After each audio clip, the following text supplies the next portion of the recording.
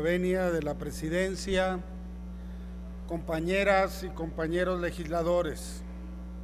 Hoy, 10 de octubre, esta Cámara recuerda que hace 100 años, durante la dictadura de Victoriano Huerta, 84 diputados, sin respeto al fuero constitucional que los protegía, fueron aprehendidos y trasladados a la penitenciaría de Lecumberri. Mediante decretos del Ejecutivo, las cámaras del Congreso fueron disueltas.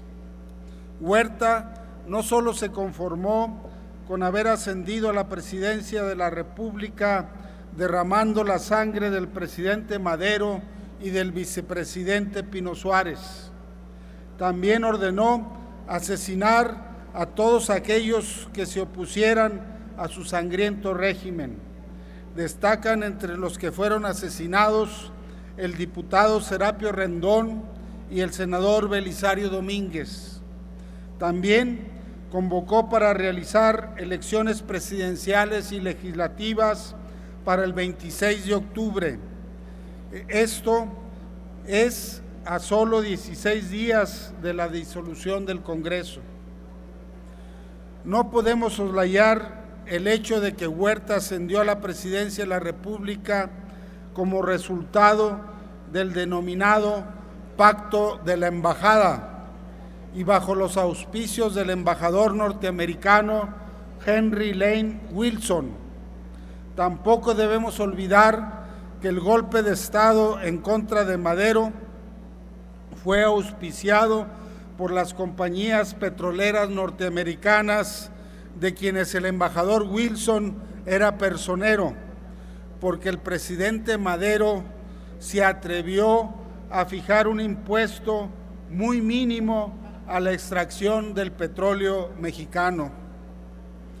Compañeras y compañeros legisladores, a 100 años de la disolución de las cámaras del Congreso mexicano, es necesario rendir homenaje al diputado de la 26ª legislatura, el diputado Eduardo Neri, quien desde la tribuna de la Cámara alzó su voz en protesta por los innumerables crímenes cometidos en el régimen de Huerta.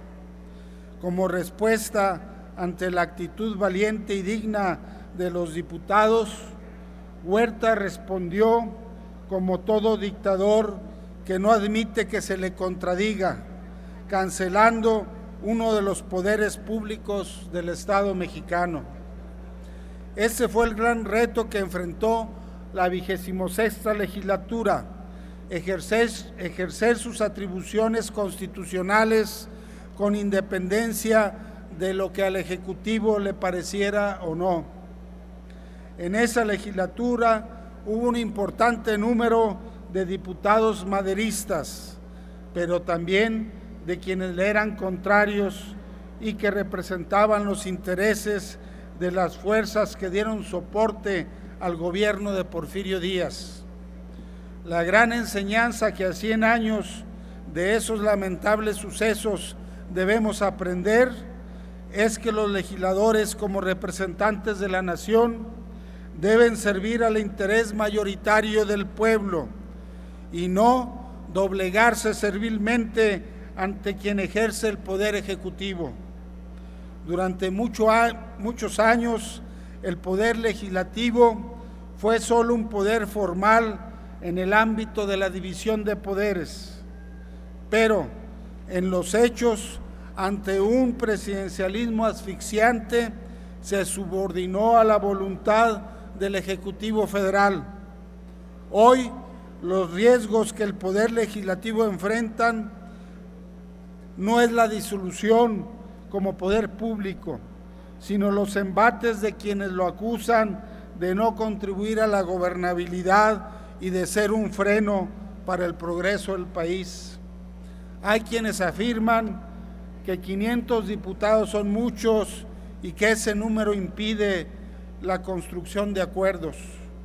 En el grupo parlamentario del Partido del Trabajo reivindicamos la existencia de un poder legislativo plural que ejerza las atribuciones constitucionales de las que se haya investido como un poder público independiente del Ejecutivo.